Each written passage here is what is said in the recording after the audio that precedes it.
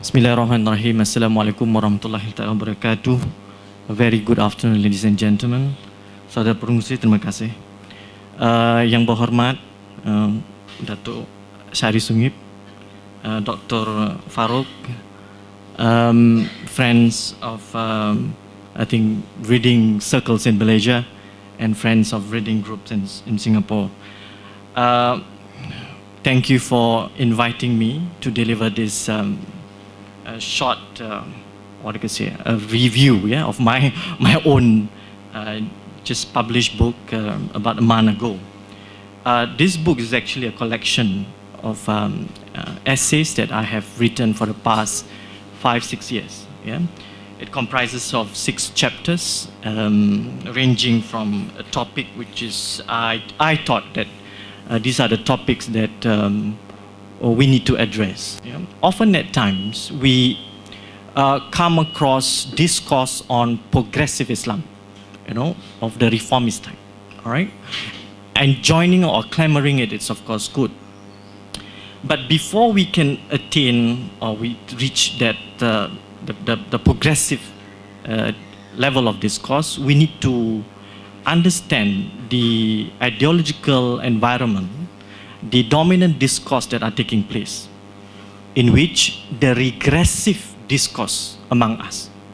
The regressive discourse, one that we often avoid to tackle, right? Of course, when we have many regressive voices in the community or in the society, we respond and saying, okay, look, this should be the alternative. But a consistent and persistent critique of a regressive discourse or orientation is much to be desired.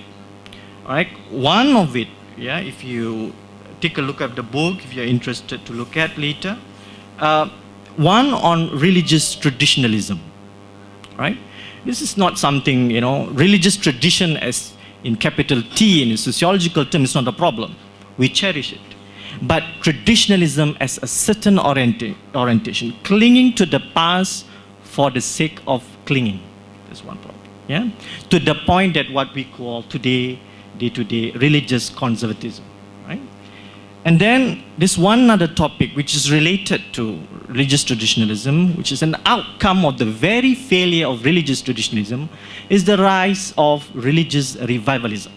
To put it simply, the Da'wah revivalism that have grabbed or dominate Malay Indonesian scholarship or Islam discourse since the 70s.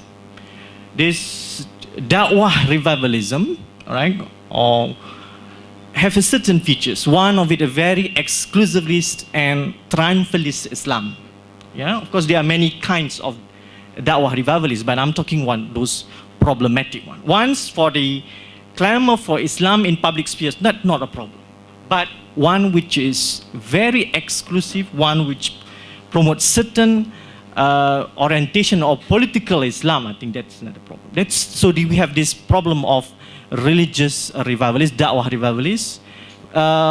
It took about 2 or 3 to 4 decades, ongoing, over the years. And so far in the scholarship, if you look at, there are so many people who try to understand this phenomena in terms of its origin, its the situated discourse, the agency that played. But to conduct or to engage a critique of the Da'wah revivalists seems not to be apparent, not very clear. Because I think there's always this love-hate kind of thing, maybe, or in itself reflect a kind of conservatism that we have. It's about time that this phenomenon of religious revivalism needs to be scrutinized, right?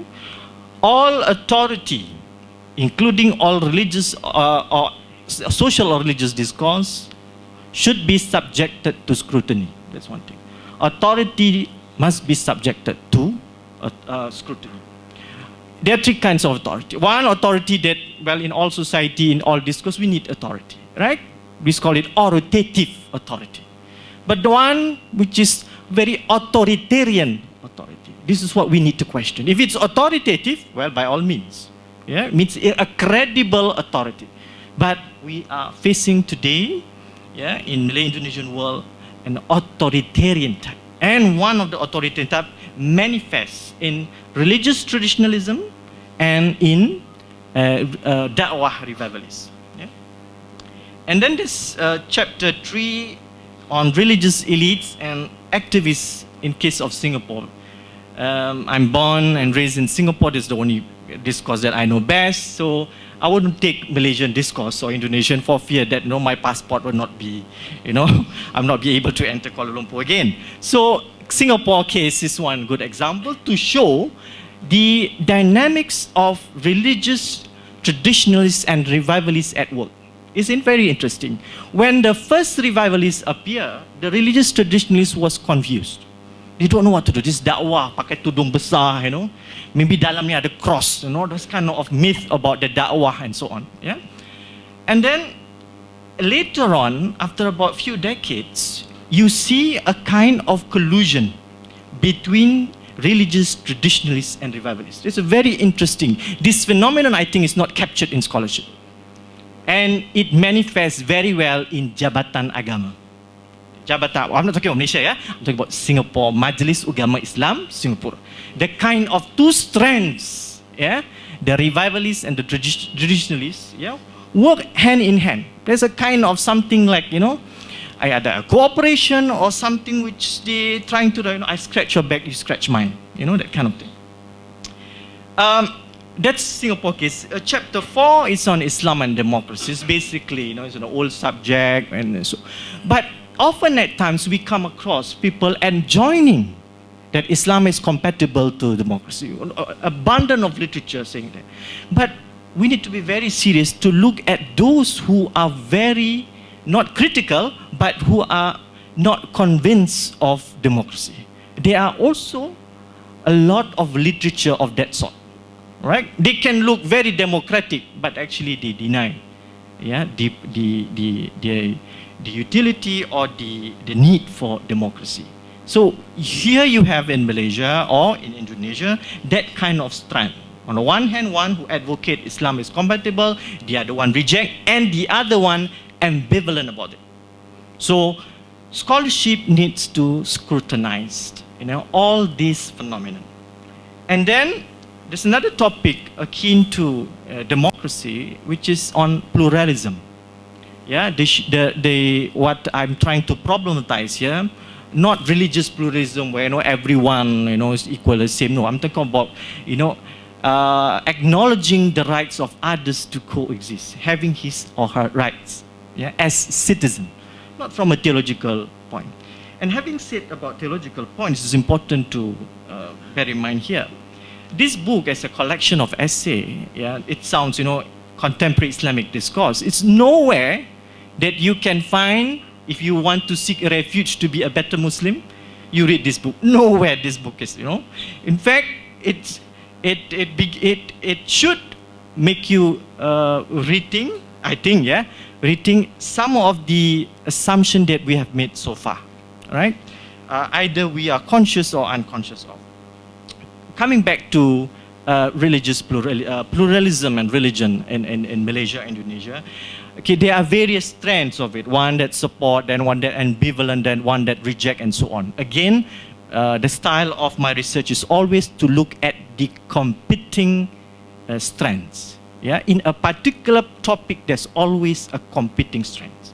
And in a society, talking about even a bigger religious discourse, there's always a competing strand. And this competing strand now manifests in the public sphere.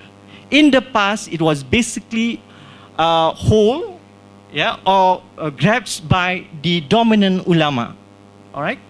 Those who are asatiza or ulama. Today, Islam discourse is in the public sphere.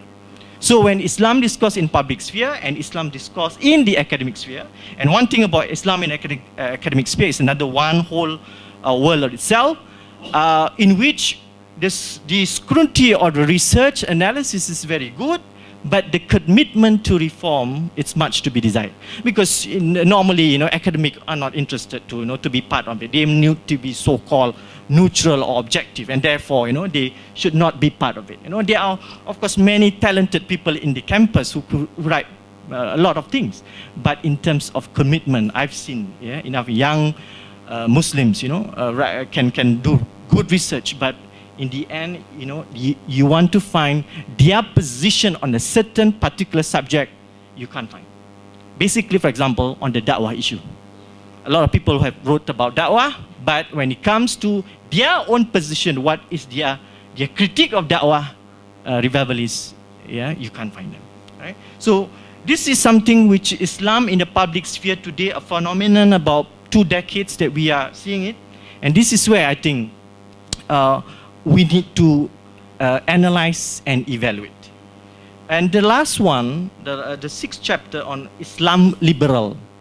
This Islam liberal, of course, in the past, if someone who are not in the mainstream Islam, this is in pre-war and post-war, you are easily labeled as kaum muda. It's a scary term if you are being labeled as kaum muda.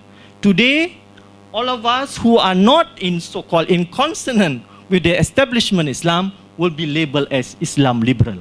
All right? And Islam liberal, aka also lack in Islamic practices, aka westernized, aka secularist, and so forth and so forth. Right? So this is another labeling of this big thing called Islam liberal, and we are trying to make them responsible. Who are these Islam liberal? If you say there is a problem of secularism in Muslim society, first you need to ask. Don't ask about etymological definition. Ask who are the secularists. The very moment you ask them who are the secularists, they cannot utter. Meaning, secularism is not a problem. Right? It's likewise, Islam liberal. Whenever we say, okay, Islam liberal sana, Islam liberal sini, you ask them, who Islam liberal? Make them responsible to say who are Islam liberal. And what do you mean by Islam liberal? Until today, you only find this mongering of words, trying to make people scared to read alternative critical discourse on Islam, including IRF book, which is in the caucus of Islam liberal. All right? I'm not saying that. I mean, it's yeah. So basically, these 6 chapters, and if you look at some of the most of the problems that I raise are problem oriented. Yeah, I myself convinced is a variant pedagogy of problem posing. All right, I'm not interested to what we call problem solving type. Pose a problem first. All right, and with a strong slant of a diagnostic approach of a problem that we encounter today. Yeah. Basically, there are other things that I also wanted to talk about in this book, but because the nature of that I couldn't include chapters. There are also many other challenging or disturbing phenomenon in our discourse. One of it, if I may, Tuan Pengerusi, one is reformism. Right? I'm glad our friends in IRF have took the initiative in part 1 and part 2 of the book on reformism, but what we need is to also to think about what goes wrong with the stunted development of reformism. And one of which we know very well, the big presence of religious traditionalism and religious revivalism. All right, that dominate the discourse and will not allow religious reformism to take root. Yeah? If you look at the discourse of Sayyid Al-Hadi, for instance, right? By 30s, 40s, it's gone. The traditionals hold again. And then by 60s, few coming up, all right, especially from the literary group, also died down. And then by 70s, the Da'wah movement came. Yeah? So there are other things that could be deliberated, and this is part of my project to look at some of the religious orientation within our community, within our society. One of it, which be popular religion today, is very interesting. Not from just anthropological visit and then record and just say, but I think a critique of the kind of magical Islam at work today. Today there's many exorcist class, Obat and all those, clinic Islam and so on. I think that also part of it, Dr. Farouk, if I may, part of it which stunted the reception for rationality within the community. Right? Other thing including commodification of Islam. This is not commodification of Islam in the academia after 911. This is commodification of Islam, is Islam made as a commodity to be sold alongside a product. It's very interesting. So, for example, Islamic resort, Islamic golf. I come across Islamic swimming wear. Yeah, okay. Of course, a critique of Islamization of knowledge. This I think we need to address. Yeah? And then the last one, if the past few decades we have scholars coming up and criticize Islam and capitalism. Today the challenge is not Islam of that type of capitalism, but Islam and neoliberalism. The very moment you see facets of neoliberalism, you can see Islamists by its side. It's very interesting. Right? This is something that I think the younger generation needs to confront and gather enough materials to debate about it. All the talk about anti-secularism, anti-West, but the very Islamists are actually the good friends of the neoliberal. Yeah? All right, I guess that's what I need to say, and then maybe in Q&A I would like to develop, expand a little bit. Thank you.